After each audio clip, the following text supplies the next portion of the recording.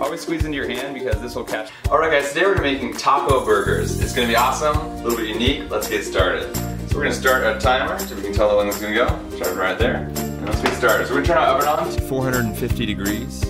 Then we're going to get our lovely hamburger patties. We're going to put them in a baking dish. You don't need to grease them because they have plenty of grease on their own. Let's open those up. So, put 2 in there.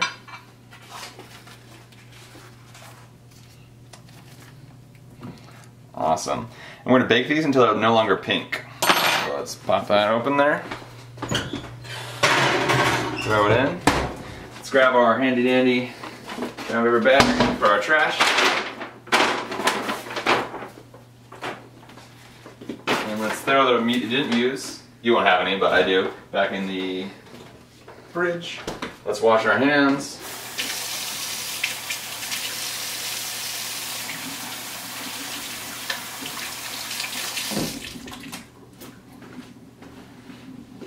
Okay, now what we're going to do is we're going to make up our, it's called taco ketchup. It's really cool. So we're going to grab some tomato paste, open that up.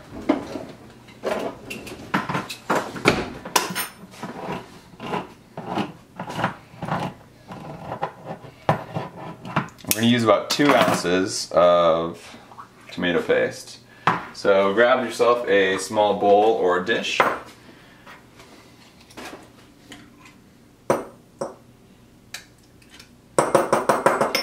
Some of that in there. Now we're going to throw in our spices. So for our spices we have a little bit of cayenne pepper, we have some paprika, we have some cumin, we have some onion powder, we have some garlic powder, we have some salt, and just some standard black pepper. So I have all these spices right here, so we're going to throw them in there and give it a good mix. You want to incorporate all those spices into the tomato paste pretty evenly if you can. Make sure to scrape the sides, scrape the bottom, make sure you don't leave any pockets of spice. That can be surprising or painful if it's cayenne pepper.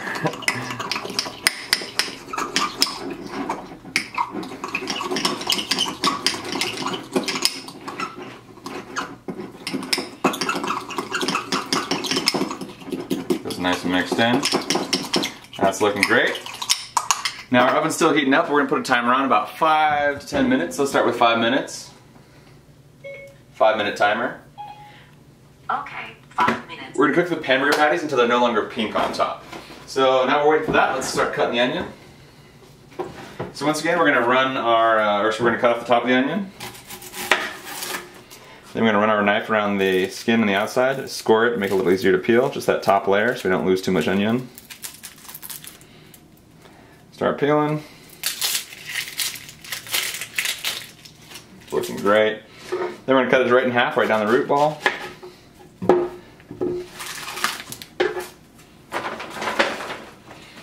Now we're going to take our knife, pull it kind of sideways, and very carefully turn this into kind of onion straws.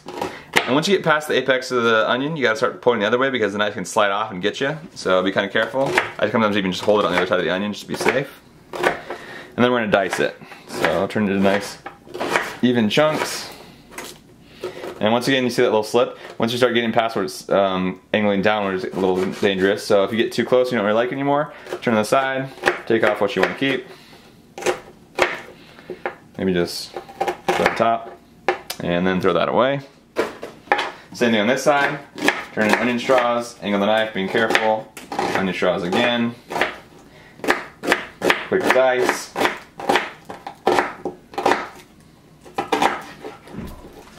Throw that away. This is looking great. So now we're going to want to take out our frying pan. So we're going to turn on our thing. We're going to put in 2 tablespoons of olive oil. We're going to throw it in there. Let's grab a bowl to make that a little easier. So I'll scrape it into a bowl. Throw it in there. And we're going to do the same thing with our garlic. So we're going to take the top and the bottom off the garlic.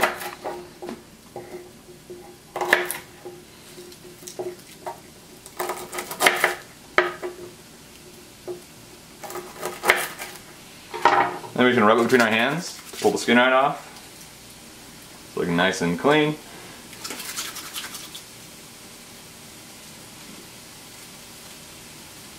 You have to rub pretty vigorously. It's like you're trying to, I don't know, there's no really equivalent, but rub it vigorously. So we're going to dice up our garlic. So we can do actually the same thing. We can kind of turn the knife sideways and do the scoring, those little straws. It doesn't work quite as well because the garlic is a little more brittle and it breaks up a little more easier, but we're going to dice that up. Careful with the fingers, knife safety above all.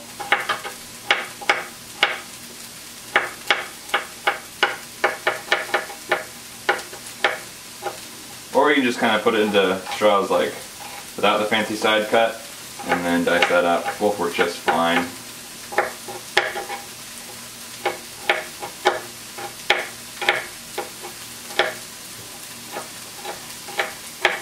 And I like to put it in a pile and just kind of rock it through. Just kind of make sure I get any of those huge chunks, nice little cutting. You kind of rock the knife. If you have a nice chef's knife that doesn't have serration, it works a little better. But I don't, so we're just using one we have. Best way to cook. That looks great. Now we grab all this garlic, throw it in with our wonderful onions. Wash your hands off with a little garlic juice a little bit. Grab your handy dandy spatula, give this a little stir. And we're going to want to cook these up until they start getting translucent and a little bit brown, a little bit caramelized.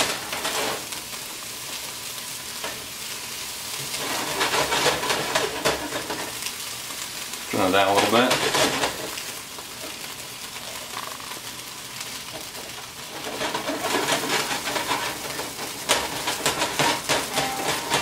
There's our timer. So we're going to check our wonderful hamburger patties. You can see it's still very pink, right? We took the timer on before the oven was completely up to speed, so we're going to start on a 5-minute timer. 5-minute timer. Okay, 5 minutes and counting. Keep stirring these.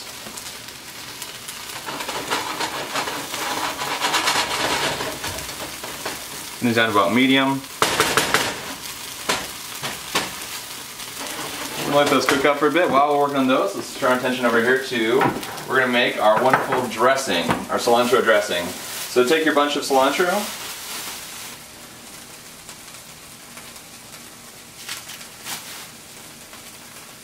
You'll have the appropriate amount. And then we're going to try to chop this up as finely as we possibly can, okay? So we're just going to try to really make this into tiny little pieces. If you have a blender, you can even throw all the ingredients into the blender.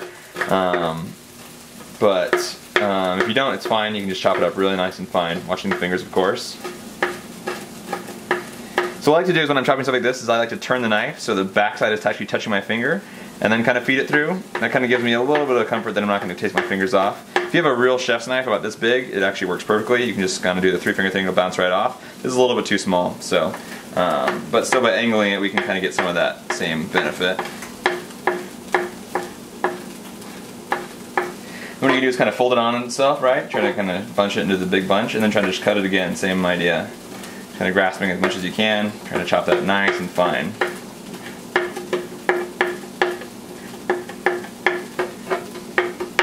And sometimes I like to just like kind of chop suey it. I'm not sure if that helps at all, but it kind of is fun, it sounds cool.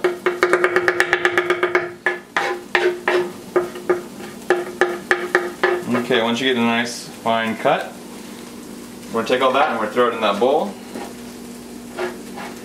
Because we cut up so fine, you might need to scrape it off the cutting board, which is just fine. Then we're going to take our Greek yogurt, plain, open it up, and let's pour it in. Let's grab a spoon, pour it right in.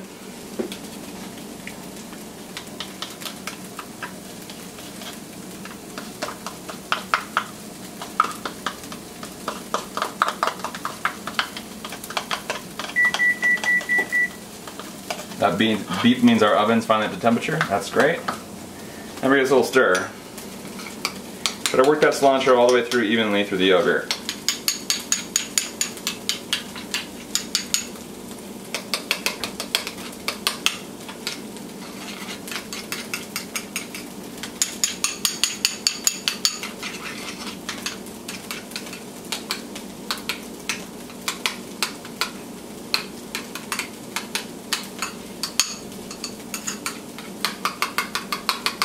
It is a little thick for dressing, but depending on how thick you actually like your dressing, it's supposed to have the consistency of a little bit thicker than ranch, right?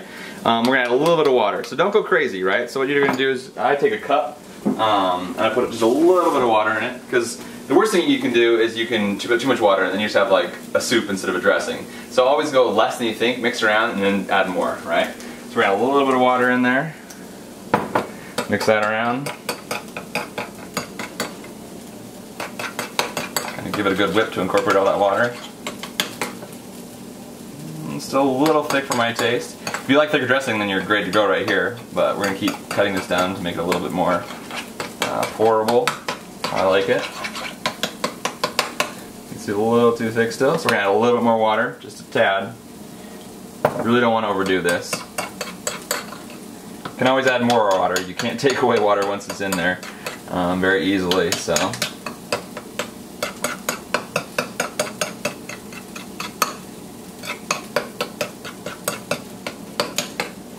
That's looking a lot better. So that's the kind of comes out the spoon a lot easier. So I like it. That one's done for me. I'm gonna give it a little shot of salt and pepper to taste. Oh, guess that's some pre-ground pepper in there. Great. Makes it easier. And a little bit of salt. Just a shake or two, not too much. Mix that in there.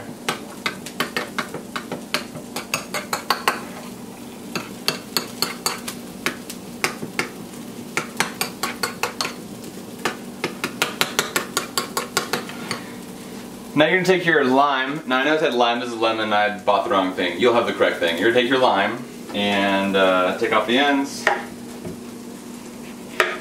And then quarter it. And then squeeze the juice into your dressing. Always squeeze into your hand because this will catch the seeds. This lemon's actually pretty good, there's not too many seeds in there. But if the seeds does fall, you want to catch in your hand instead of the dressing because kind of hurts to chomp on the, there you go, so there's some seeds that I caught in my hand, see that? So, that's good, and I actually lost one in there, even with catching I lost a seed in there, so we'll pull that seed out. There we go. And you hear that timer, that means we gotta check our meat again, so let's pop that open, see how we're doing. Getting a lot closer, right? So it's getting a lot more brown, but we want no pink, and there's still some pink on there. So we're gonna pop that back in there for another 5 minutes. 5-minute timer. Okay, 5 minutes. Now I can smell my ends are cooking. You can look right here. We got some good browning going on that side, but we gotta stir them around to give the ones that sit on the top a chance to get some caramelization and some browning as well.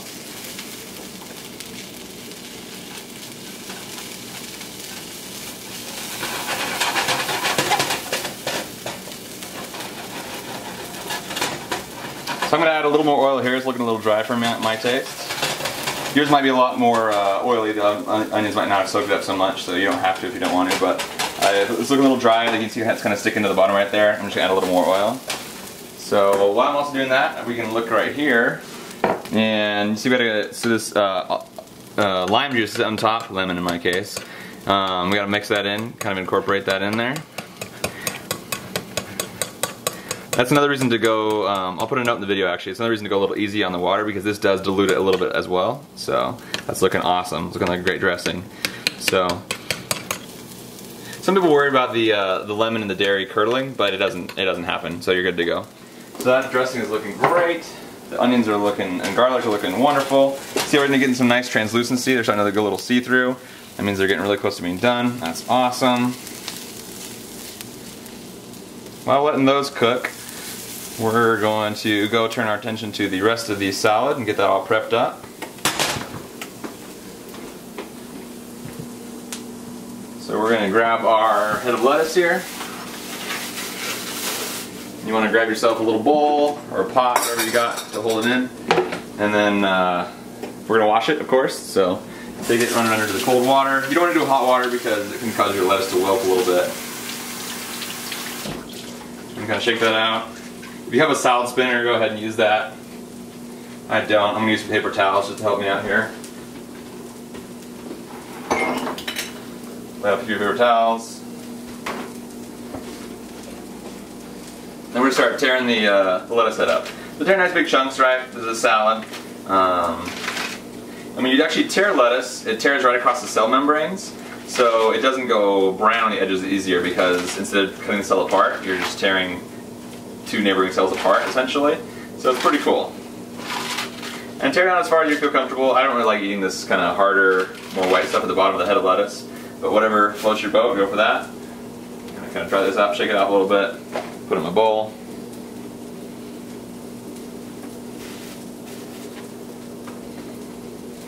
And then we're going to squeeze a little bit of lemon juice on top of this one as well. So grab your lemon, right? Filter those seeds.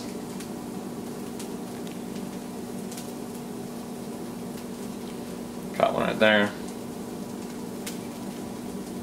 What's that? It's not a seed, that's just part of the lemon, that's fine. A few other seeds right there. Let's throw those seeds out.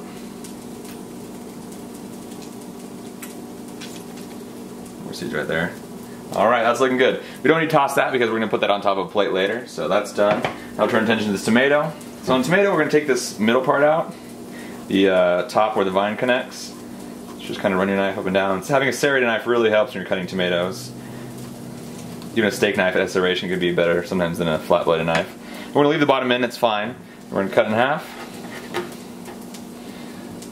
Then what we're going to do is we're just going to cut down.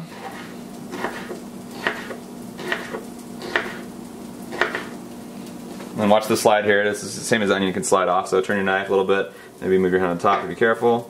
And then just without turning the tomato, just rotate the side. You get these nice diced chunks of tomato. This last one's a little bit tricky because it's a little slippery and you gotta kind of hold it. So kind of angle the knife away from you, be careful, do it slow. And then you put it down, cut the rest of them. Same thing over here.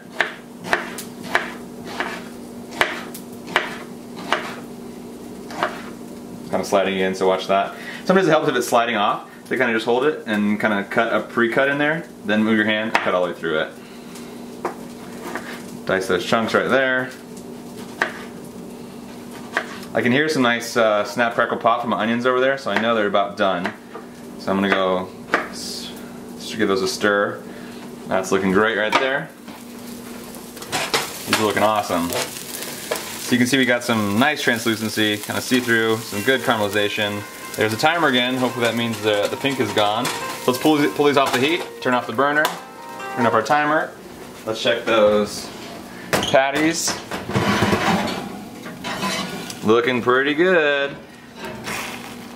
So let's see, I'm gonna investigate this with a fork. It might be pink or it might just be some little bit of juices. Yeah, so we're looking at these, and they're definitely not pink, right? So like this stuff on the top is just juice, so if you scrape that off, they're not pink on the bottom. So let's flip these over to make sure. Oh, they're looking awesome. So these are done. Well, done for right now. So we're gonna pull these out. You can kind of use the edge to close the thing if you can't get it closed. Kind of whack it with your oven door. And put this on a surface that's not gonna burn, like your wooden cutting board or your granite countertops if you're so blessed. Now what we're going to do is we're going to cover each of these with a thin layer of this delicious taco ketchup, right? So let's use a fork and a knife or something and kind of smush that on there. It's not going to want to stick at first because of that layer of delicious juice, but if you just kind of smash it down, it'll start sticking eventually. And watch the edge of the pan, it can be hot. Well, it is hot, obviously.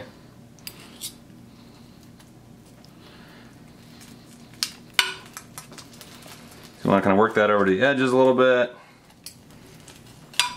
A nice little coverage.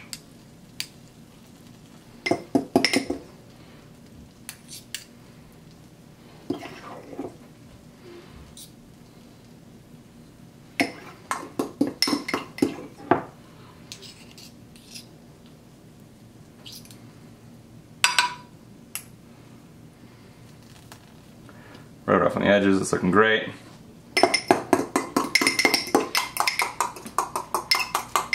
And then a fork is obviously not the best instrument to clean that out, so let's go grab our spatula. Let's clean that off. Don't want to waste any of that delicious tomato, or taco ketchup as they call it.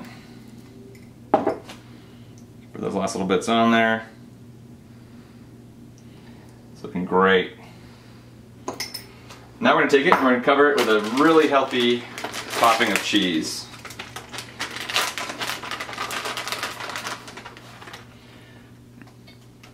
The cheese melts down a lot, right? So we want to really kind of bury this sucker. You'll have the right amount, obviously, so split it evenly between the two. Make sure you kind of get on the sides a little bit. If you get a little falling off, it's okay.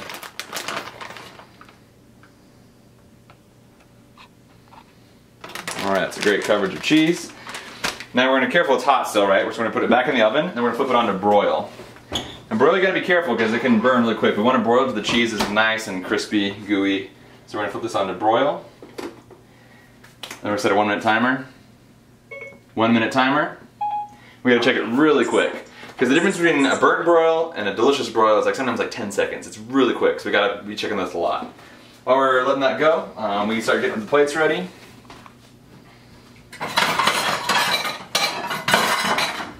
So let's grab our plates.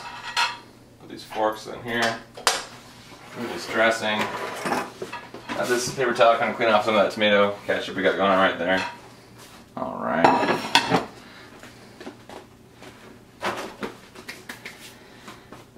So let's check these right here just quick. I know it's only been about 40 seconds, but I really don't want them to burn. Looking good. Cheese is melting.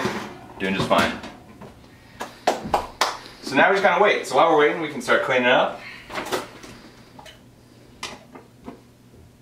Remember, if you clean up when you're cooking, it's a lot easier, and you don't get that exhausted feeling of like, oh no, I just cooked and I have to clean up when you're done, because mostly it's done already.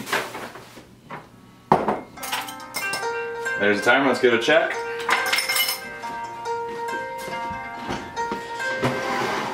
It's looking good. You can see that cheese is melting, but it's not quite where we want it, right? So we're gonna put it back in there. 1 minute timer. Your timer is set for 1 minute. Okay. Clean it up.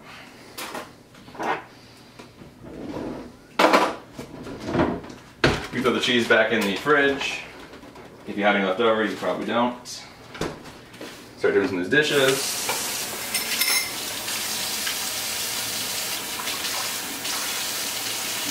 The nice thing with this recipe is it's kind of like a burger, but it's also kind of like a taco salad, and it's pretty much gluten-free. So if you're on one of those gluten-free diets that where you can't eat gluten, like my cousin actually, he can't eat gluten at all. He has his own separate toaster because if he eats any gluten, he can get severe stomach cramps and stuff. This is a great recipe for that. You have to sometimes check some of the spices and ingredients to make sure you're getting the gluten-free version of those. But as a whole, this is a great recipe for gluten-free. And it's just really tasty, right? I mean, yeah, like I try to eat healthy, but you just gotta eat for taste sometimes. This thing is so tasty. And it's a salad, so how unhealthy can it be?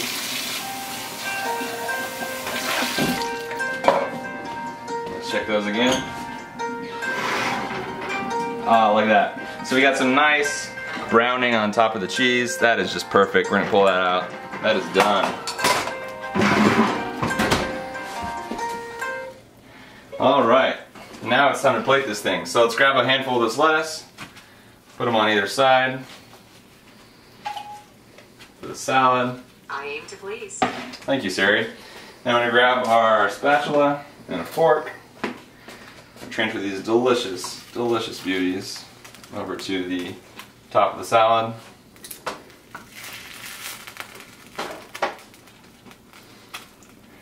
We're going to top them with healthy dash of roasted, delicious caramelized onions. Surround that with a halo of tomatoes.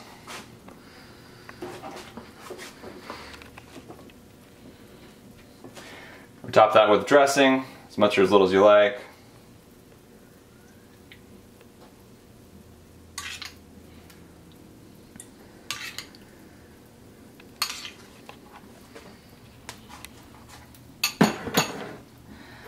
And that, ladies and gentlemen, is a delicious taco burger. It's great cheese, wonderful topping, it's healthy, crisp salad. Let's cut some of that burger out. Dig into that salad, make sure we get some of the salad and some of that lettuce, some of that dressing.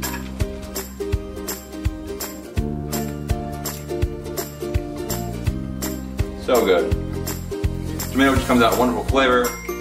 The cheese is just awesome. I mean, who doesn't love cheese? The dressing's delicious. Now we're done. Let's check our time.